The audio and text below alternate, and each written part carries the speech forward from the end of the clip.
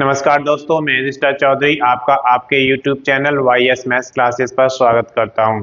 दोस्तों, आज इस वीडियो पे हम लेकर आए कि एमपी में यहाँ पर ESP ने ग्रुप सेकंड और ग्रुप थर्ड के लिए रिक्रूटमेंट निकाले हैं, जिसके ऑनलाइन एप्लीकेशन कब से शुरू होंगे, अंतिम तिथि क्या रहेगा, कितना आवेदन शुल्क आपको देना है, कितना आपका एजुकेशन यहाँ पे मांगा गया है, सारा कुछ इस वीडियो में डिस्कस करेंगे। अगर अभी तक आपने चैनल को सब्सक्राइब नहीं किया, सब्सक्राइब करें, वीडियो को लाइक करें और ज़्यादा से ज़्यादा शेयर करें ताकि ये वीडियो उन सभी दोस्तों के पास पहुंचे जो एमपी में ESP के थ्रू ग्रुप सेकंड या ग्रुप थर्ड की जॉब देखना चाहते हैं। तो आइए सबसे पहले बात करते हैं इसकी प्रारंभिक तिथि की। तो इसके ऑनलाइन एप्लीकेशन 29/10/2025 से शुरू हो जाएंगे।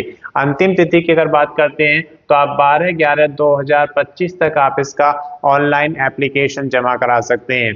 अगर बात करते हैं आवेदन शुल्क की तो आपको 12/11/2025 तक इसको जमा करना होगा। अगर आप जनरल कैटेगरी में आते हैं या फिर आप एमपी के अलावा किसी अदर स्टेट से इस फॉर्म का फिल करना चाहते हैं तो आपको इसके लिए 560 रुपये का आवेदन शुल्क देना होगा।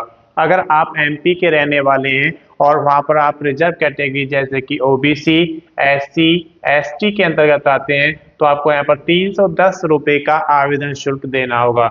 ये आवेदन शुल्क आप debit card, credit card, net banking या फिर कैश कार्ड के थ्रू भी जमा करा सकते हैं। इसके बाद हम बात करते हैं आयु की। तो जब आप आयु की यहाँ पर देखते हैं 1/1/2025 को आपकी आयु चेक की जाएगी।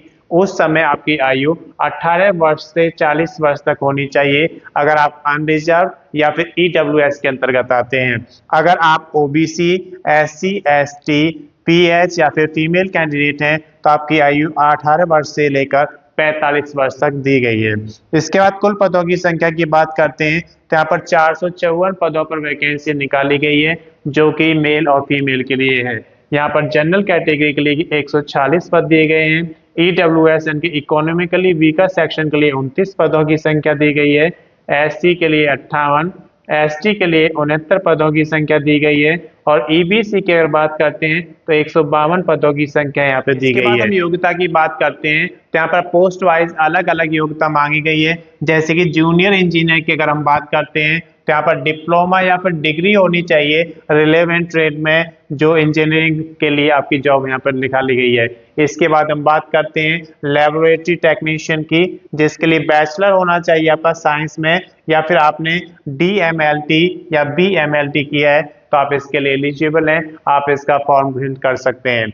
अगर फील्ड ऑफिसर की बात करते हैं तो बैचलर डिग्री मांगा गया है आपका या फिर BSc एग्रीकल्चर में आपने किया है तो आप इसके लिए एलिजिबल हैं, आप इसका फॉर्म फिल कर सकते हैं। इसके बाद हम बात करते हैं यहाँ पर ऑक्यूपेशनल थेरेपिस्ट की, जिसके लिए बैचलर डिग्री मांगा गया है ऑक्यूपेशनल थेरेपिस्ट में। और यहाँ पर इंस्पेक्टर की वैकेंसीज निकाली गई हैं जिसमें आपने किसी भी रिकॉग्नाइज्ड बोर्ड से अगर बैचलर डिग्री पास किया हुआ है तो आप इसके लिए एलिजिबल हैं, आप इसका फॉर्म फिल कर सकते हैं।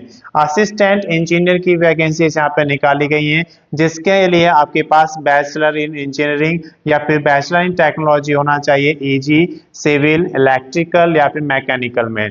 उसके बाद आप देख सकते हैं यहाँ पर बायोमेडिकल इंजीनियर की वैकेंसीज निकाली गई हैं जिसके लिए BE या BTech मांगा गया है आपका बायो इंजीनियरिंग में।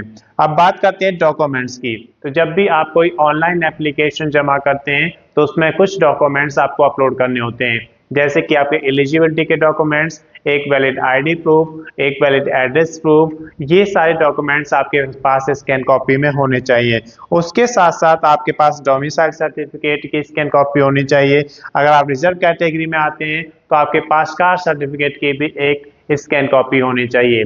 आपका स्कैन फोटो होना चाहिए, एक पेज पर आप सिग्नेचर करेंगे उसको भी स्कैन कॉपी में आपको रखना है। तो ये सारे डॉक्यूमेंट्स आपको स्कैन कॉपी में रखने होते हैं। जब आप ऑनलाइन एप्लीकेशन जमा करेंगे तो सबसे पहले आपको बेसिक डिटेल्स फिल करनी होती हैं, फिर आप ये डॉक्यूमेंट्स अपलोड करते हैं और फिर फोटो और सिग्नेचर अपलोड करते हैं। जब ये सारी चीज़ें अपलोड हो जाएंगी तो आप उसका प्रीव्यू चेक करेंगे। प्रीव्यू चेक करने से आपको एक बेनिफिट होता है कि अगर आपने उसमें कोई गलती की है तो आप उसे सुधार सकते हैं, और अगर प्रीव्यू चेक करने के बाद आपको लगता है कि सारी एंट्रीज सही हैं तो आप उसका फाइनल सबमिशन कर देंगे। और फाइनल सबमिशन के बाद आप प्रिंट आउट जरूर निकालेंगे ताकि आपके पास एक रिकॉर्ड रहता है कि इस भर्ती में कौन कौन से डॉक्यूमेंट्स आपने अपलोड किए हैं और कौन कौन से डॉक्यूमेंट्स आगे रेडी रखना है। अगर इसकी अधिक जानकारी लेना है तो उसके लिए आप MPESB ग्रुप 2 और ग्रुप 3 का जो ऑफिशियल नोटिफिकेशन निकाला गया है उसे आप पढ़ेंगे तो आपको संपूर्ण जानकारी मिल जाएगी। मैं समझता हूं कि इस वीडियो के माध्यम से आपको MPESB ग्रुप 2 और ग्रुप 3 के लिए जो रिक्रूटमेंट निकाला गया है उसकी संपूर्ण जानकारी मिल गई होगी। अगर अभी तक आपने चैनल को सब्सक्राइब नहीं किया, सब्सक्राइब करें, वीडियो को लाइक करें और ज़्यादा से ज़्यादा शेयर करें ताकि ये वीडियो उन सभी दोस्तों के पास पहुंचे जो MPESB में ग्रुप 2 या ग्रुप 3 की जॉब करना चाहते हैं। अगर आपने पिछला वीडियो नहीं देखा है तो उसका लिंक इसके डिस्क्रिप्शन में शेयर कर दूंगा, आप वहां से देख सकते हैं। धन्यवाद।